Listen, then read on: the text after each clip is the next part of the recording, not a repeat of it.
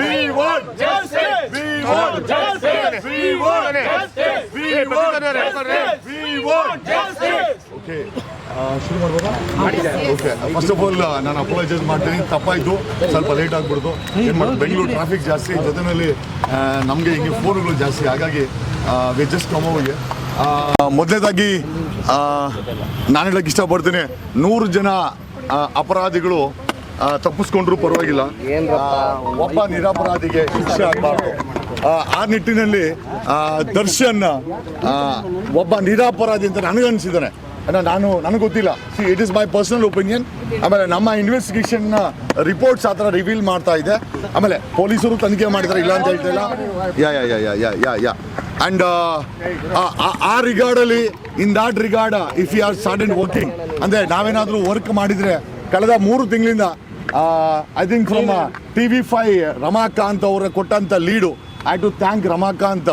ಯಾಕಂದರೆ ರಮಾಕಾಂತ್ ಲೀಡ್ ಕೊಟ್ಟಿಲ್ಲ ಅಂದಿದ್ರೆ ಮೋಸ್ಟ್ ಪ್ರಾಬಬ್ಲಿ ನಾವು ಥಿಂಕ್ ಮಾಡ್ತಾ ಇರಲಿಲ್ಲ. ರಮಾಕಾಂತ್ ಒಂದು ಟ್ವಿಸ್ಟಿಂಗ್ ಲೀಡನ್ನು ಕೊಟ್ಟರು. ಒಬ್ಬ MLA ಅಕ್ಕನ ಮಗ ವಿಡಿಯೋ ಮಾಡಿದಾನೆ, ವಿಡಿಯೋ ಹೊರಗಡೆ ಹೋಯ್ತು ಅಂತ ನಮ್ಗೆ ಆಶ್ಚರ್ಯ ಆಯಿತು. ಪೊಲೀಸರು ಯಾಕೆ ಇದನ್ನು ರಿವೀಲ್ ಮಾಡ್ತಾ ಇಲ್ಲ ಅಂತ ಮೊದಲು ಡೌಟ್ ಬಂದಿದೆ ಪೊಲೀಸವ್ರ ಮೇಲೆ. And we started working. ಹಾಗೆ ಚಂದನ್ ಹಿಂದೆ ಮುಂದೆ ಸುತ್ತಾಡ್ಕೊಂಡು, ಚಂದನ್ ಗೊತ್ತಿಲ್ಲದಿರೋನೆ ಚಂದನ್ ಏನು ಮಾಡ್ತಾಯಿದೆ ಅಂತ ನೋಡಿಕೊಂಡು, ಅಲ್ಲಿ ಇನ್ವೆಸ್ಟಿಗೇಷನ್ ಏನಾಗ್ತಾ ಇದೆ ಅಂತ ನಮ್ಮ ಹುಡುಗರು ವಾಚ್ ಮಾಡ್ತಾ, we were doing A parallel investigation. ಯಾರಿಗೂ ಗೊತ್ತಿಲ್ಲ ಇದು, but we were doing A parallel investigation. And ನಮ್ಮ ಇನ್ವೆಸ್ಟಿಗೇಷನ್ನಲ್ಲಿ ಸಪೋರ್ಟ್ ಮಾಡಿದ್ದು ಚೆಲುವರಾಜ್ ಅಲ್ಲ, ಅವನು ಕಾಂಟ್ರಾಕ್ಟರು, ಚೆಲುವರಾಜು ನಮ್ಮ ಇನ್ವೆಸ್ಟಿಗೇಷನ್ಗೆ ಒಂದು ಪುಷ್ಟಿ ಕೊಟ್ಟ. ಏನಂತ ಹೇಳ್ದ ಅಂತಂದರೆ, ಮುನಿ MLA ಮುನ್ರಾದ ನನ್ನ ಮತ್ತು ನನ್ನ ಹೆಂಡತಿನ ಕೂಡಾಕಿದಾಗ ಕೊಲೆ ಮಾಡಿದ್ದು ದರ್ಶನ್ ಅಲ್ಲ, ನಮ್ಮ ಹುಡುಗನೇ ಮಾಡಿದ್ದು ಅಂತ ಹೇಳಿ ನಮ್ಮ ಇನ್ವೆಸ್ಟಿಗೇಷನ್, ಡೌಟ್ ಇದ್ದ ಇನ್ವೆಸ್ಟಿಗೇಷನ್ಗೆ ಒಂದು ಚೆಲುವರಾಜು ಪುಷ್ಟಿ ಕೊಟ್ಟ. ಪಾಸಿಬಲಿ ಸತ್ಯ ಹೇಳಿದಾನೆ ಅಂತ ನಮಗೆ ಸತ್ಯ, ಯಾಕಂದರೆ ನಾವು ಇರಲಿಲ್ಲ ರೂಮಲ್ಲಿ, ನಾವು ಇರಲಿಲ್ಲ, ಬಟ್ ಆತ ಸತ್ಯ ಹೇಳಿದಾನೆ ಅಂತ ನಂಬಿಕೆ. ಬಟ್ ಎಲ್ಲದಕ್ಕಿಂತ ಹೆಚ್ಚಾಗಿ ಇನ್ನೂ ಕನ್ಫರ್ಮ್ ಯಾಕೆ ಅಂದರೆ, ಮುನಿ ಛತ್ರಿ ಅವನಿಗೆ ಕಾನ್ಸ್ಪಿರಸಿ ಮಾಡೋದು, ಷಡ್ಯಂತ್ರಗಳು ಮಾಡೋದು ಹೊಸದೇನಲ್ಲ. ಆಮೇಲೆ ಯಾಕೆ ಮಾತು ಹೇಳ್ತೀನಿ ಅಂತಂದರೆ, ನನ್ನ ಕ್ಲೈಂಟ್ ಒಬ್ಳಿದ್ಲು, ಆಕೆಂದು ವಿದ್ಯಾ ಹಿರೇಮಠ್, ಆಕೆ ನನ್ನ ಕ್ಲೈಂಟು 3 ವರ್ಷ ಮುಂಚೆ ನಾನೇ ಆಕೆ ಕೇಸನ್ನು ಫೈಲ್ ಮಾಡಿದ್ದು. ಅಲ್ಲಿ ನನಗೆ ಪೂರ್ತಿ ಗೊತ್ತು ಮುನಿ ಮತ್ತು ಆ್ಯಂಡ್ ಗ್ಯಾಂಗ್ ಏನು ಮಾಡೋದು ಅಂತ. ನಾನು ಯಾವುದೇ ಸಂಕೋಚವಿಲ್ಲದೆ ಮುನಿ ಒಬ್ಬ ಪಿಂಪ್ ಅಂತ ಹೇಳಿದ್ದೆ. ಹೆಣ್ಮಕ್ಳನ್ನ ಬಳಸ್ತಾನೆ, ಹೆಣ್ಮಕ್ಳ ಗ್ಯಾಂಗನ್ನು ಬಳಸ್ತಾನೆ, ಗಂಡಸರನ್ನು ಬಳಸ್ತಾನೆ ಅಂತ ನಾನು ನಿರ್ಭಯವಾಗಿ ಹೇಳಿದೆ. ಕಾರಣ ಯಾಕೆ ಅಂತಂದರೆ, the case I dealt was Vidya ಹಿರೇಮಠನ ಯಾವ ಮಟ್ಟಕ್ಕೆ ಒಂದು ಹೆಣ್ಮಕ್ಳನ್ನ ಮಾಡಿದೆ ಅಂತಂದರೆ, ಮೋಸ್ಟ್ ಪ್ರಾಬಲಿ ನಮ್ಮ ಮನೇಲಿ ಕಸನೂ ಸಹ ಅಷ್ಟು ಕೆಟ್ಟದಾಗಿ ಬಿಸಾಕಲ್ಲ, ಅಷ್ಟು ಕೆಟ್ಟದಾಗಿ ವಿದ್ಯಾ ಹಿರೇಮಠನ ಅವರ ಗ್ಯಾಂಗ್ ಯೂಸ್ ಮಾಡಿದೆ. ದೇ ಹ್ಯಾವ್ ಐ ಥಿಂಕ್ ನಿದ್ರೆ ಮಾತ್ರೆ ಕೊಟ್ಟು ಆಕೆ ನ್ಯೂಡ್ ಪಿಕ್ಚರ್ಗಳನ್ನು, ವಿಡಿಯೋಗಳನ್ನು ಡೆಸಿಗ್ನೇಟ್ ಮಾಡಿ, ಮಿಕ್ಸಿಂಗ್ ಮಾಡಿ, ಅಂದರೆ you wanted to frame her as a prostitute, ಅಂದರೆ ಹಣಕ್ಕೆ ಬರುವ, ದೇಹ ಸುಖ ಕೊಡುವಂಥ ಹೆಣ್ಣಾಗಿ ಒಂದು ಫ್ರೇಮ್ ಮಾಡಲಿಕ್ಕೆ ಟ್ರೈ ಮಾಡಿದ. ಸೊ ಹಾಗಾಗಿ ವಿದ್ಯಾ ಹಿರೇಮಠದ್ದು ಕೂಡ ಈ ಒಂದು ಕೇಸಲ್ಲಿ ಮುನಿನ ಈ ಒಂದು ದರ್ಶನ್ ಕೇಸಲ್ಲಿ ಫ್ರೇಮ್ ಮಾಡಲಿಕ್ಕೆ ನಮಗೆ, ಅಂದರೆ ಅವನು ಪಾಸಿಬಿಲಿಟಿ ಜಾಸ್ತಿ ಇದೆ ಅಂತ ನಮ್ಗೆ ಅನ್ನಿಸ್ತು.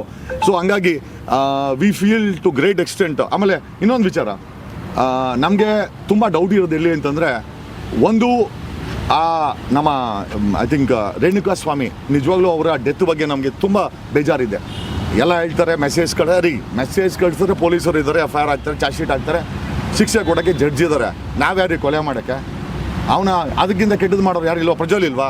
ಪ್ರಜ್ವಲ್ ಏನು ಮಾಡಿದ್ವಿ? ಪ್ರಜ್ವಲ್ಗೆ VIP ಗಾಡಿನಲ್ಲಿ ಸುತ್ತಾಡಿಸ್ತಾ ಇದ್ದೀವಿ, VIP ಸೆಕ್ಯೂರಿಟಿನಲ್ಲಿ ಇಟ್ಟಿದ್ದೀವಿ. ಹಾಗಾಗಿ ಒಂದು ಮೆಸೇಜ್ಗೆ ಕೊಲೆ ಮಾಡಿದ್ದು ಯಾರೇ ಮಾಡಿರ್ಬೋದು, ನಾನು ದರ್ಶನ್ ಅಂತ ಹೇಳ್ತಾ ಇಲ್ಲ, ಯಾರೇ ಮಾಡಿದ್ರು ಕೂಡ ಅದು ಮಹಾ ಅಪರಾಧ. ಕೊಲೆ ಅನ್ನೋದು, ಒಬ್ಬರಿಗೆ ಹಿಂಸೆ ಕೊಡೋದು ನಮ್ಮ ದೇಶಕ್ಕೆ ಬಂದಿಲ್ಲ.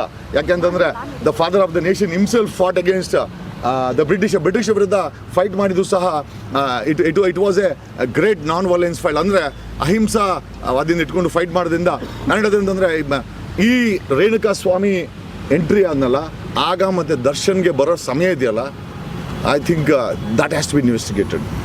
ಯಾಕೆಂತಂದರೆ ಆ ದರ್ಶನ್ ಬರೋವರೆಗೂ ಬಿದ್ದಂಥ ಪ್ರತಿಯೊಂದು ಏಟು ಡೆತ್ಗೆ ಹತ್ರ ತೊಗೊಂಡೋಗಿದೆ.